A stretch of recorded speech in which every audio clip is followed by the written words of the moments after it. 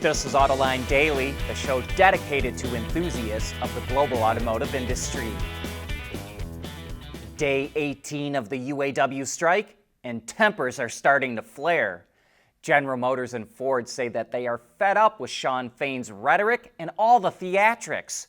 GM CEO Mary Barra slammed the UAW president. She said, and I quote, "By their own admission, the UAW leadership's plan from the beginning has been to drag their membership into a long, unnecessary strike to further their own personal and political agendas." Barra was referring to a leaked UAW memo that said the union's strategy is to keep the automakers, quote, wounded for months and cause, quote, reoccurring reputations damage and operational chaos. She said the UAW strategy is only going to help non-union car companies. And Ford CEO Jim Farley accused Shawn Fain of holding up the contract because he wants workers at battery plants included in this contract, even though those plants haven't been built yet and none of the workers have been hired. Farley also hit back at Shawn Fain's tactics. And then the union ramped up the pressure on Friday by striking 2 more assembly plants. GM's Grand River plant in Lansing, Michigan, which makes the Chevrolet Traverse and Buick Enclave, and Ford's Chicago assembly plant, which makes the Explorer and Lincoln Aviator.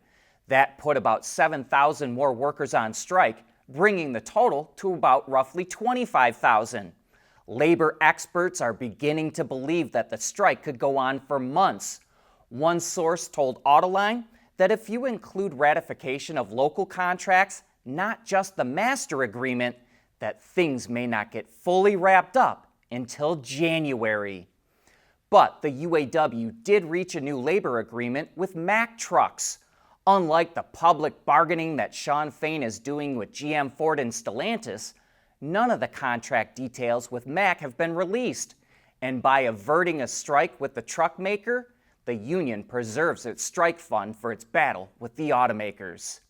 However, we knew from the beginning that a lengthy strike was going to impact the smaller tiered suppliers the most. The Motor and Equipment Manufacturers Association, which represents more than 1,000 auto companies at many different tiers, says that 75% of its members will be forced to lay off employees if the strike lasts for 1 month. So it sent a letter to the Biden administration urging it to offer support to keep smaller suppliers going. It's asking for loans with low interest rates and possible loan forgiveness of amounts between $500,000 and $10 million for companies that generate less than $200 million of revenue. The funds would go towards keeping suppliers afloat during the strike, helping them ramp back up once the strike ends, and transition to EVs in the future. At Schaeffler, we pioneer motion. Electrifying mobility, manufacturing smarter, reducing CO2 emissions, making energy production clean. Schaeffler pioneers motion to advance how the world moves.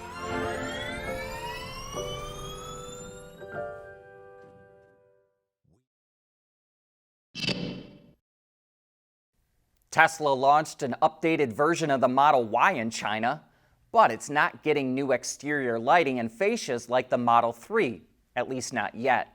However, like the new 3, it comes with an updated wheel design, the same ambient lighting package, and new dashboard material.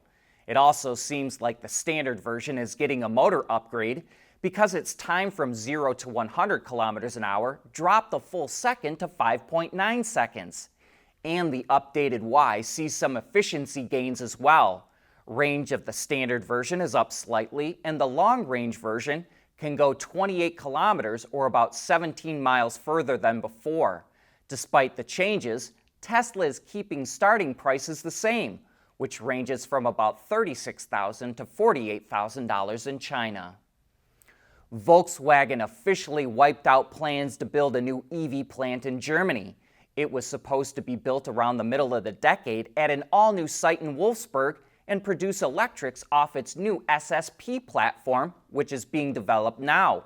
Instead, VW will convert its main plant that's already in Wolfsburg to make SSP EVs like the new Golf.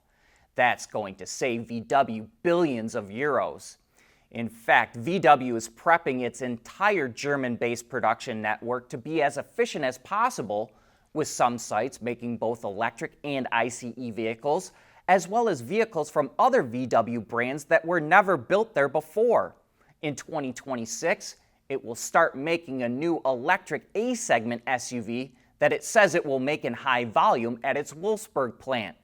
And as for its software-defined vehicle with Level 4 AV capabilities called Trinity Project, it will update its Zwickau plant, which is also in Germany, to make those vehicles. The Alliance for Automotive Innovation, a lobbying group that represents the auto industry, is blasting NHTSA's CAFE, or Corporate Average Fuel Economy proposal. The group says it, quote, exceeds maximum feasibility and that automakers will pay $14 billion in fines between 2027 and 2032 for being unable to comply with the standards. The Alliance also claims that the rules will add $3,000 to the cost of a new vehicle on average and says that will hurt car sales. NHTSA responded by saying, automakers can just introduce more electric vehicles to comply and avoid penalties. The Teamsters union is urging NHTSA to deny a petition from General Motors to exempt its Cruise Origin autonomous shuttle from vehicle safety standards. The president of the union says the self-driving vehicle is, quote, dangerous for other motorists, for pedestrians, and for middle-class jobs. Cruise says that most of the public comments responding to the petition have been positive and that the company will work with NHTSA to, quote, ensure the safe and responsible deployment of the technology. Cruise is seeking to deploy up to 2,500 autonomous vehicles annually with no steering wheel, mirrors, turn signals, or windshield wipers. Speaking of autonomy, Mercedes-Benz is launching its Level 3 hands-free driving system in the U.S., the first automaker to do so. The technology, called Drive Pilot, will first be available on a limited number of EQS sedans later this year in California and Nevada, the only two states that have approved the system. Next year, the S-Class sedan will also get the technology. The system will be offered through a subscription on the Mercedes Me Connect store and includes a $2,500 activation fee. European countries are starting to fight back against low-priced EVs from China that have flooded the market. Italy is proposing new incentives for vehicle purchases that factor in carbon emissions for manufacturing and transport. Chinese cars likely won't qualify for the incentives because most are built at plants that are coal-powered and the vehicles are shipped by boat. France also adopted a similar scheme last month, which Italy is using as a framework for its own proposal. That brings us to the end of today's show. Thanks for making Autoline a part of your day.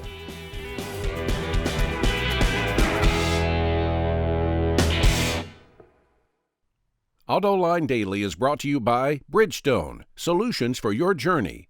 Intrepid Control Systems, over-the-air engineering, boost your game. And by Scheffler, we pioneer motion.